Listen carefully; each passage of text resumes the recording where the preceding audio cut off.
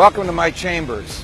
Late last week, the director of the FBI, James Comey, in a move starkly reminiscent of that of his most notorious predecessor, J. Edgar Hoover, injected the FBI foursquare front and center right in the middle of the presidential election campaign by sending a letter to select members of Congress announcing that the FBI had resumed an investigation into the email scandal involving Hillary Clinton when she was Secretary of State.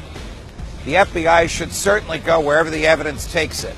It has a legal duty to investigate all evidence of all wrongdoing, no matter who the target may be.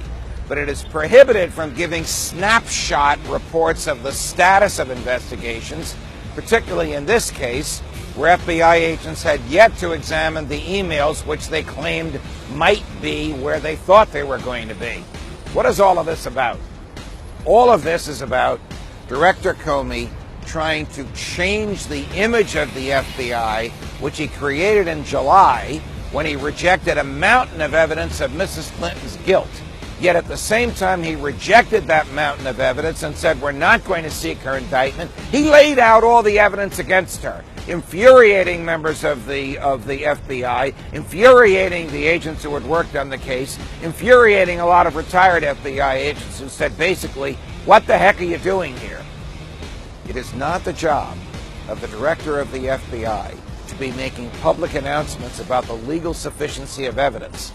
His job is to gather facts and present it to the Justice Department, and the Justice Department will decide what to do with it, whether or not to seek an indictment. When he says things like, we've decided to reopen this investigation, we don't know how strong the evidence is, but we're going to pursue it anyway. He's basically saying to Mrs. Clinton, there are unnamed, unstated charges out there for you. Try and defend yourself against them.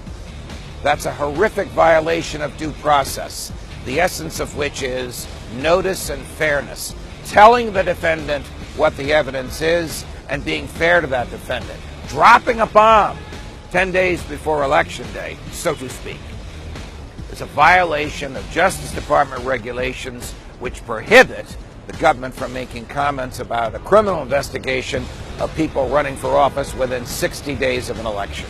Where does this end? Who knows? The American public should vote for a president on the basis of whether or not they want that person to lead the executive branch of the federal government for the next 4 years, not on the basis of innuendo put in the public record by the FBI. Welcome to my chambers. Fight the good fight.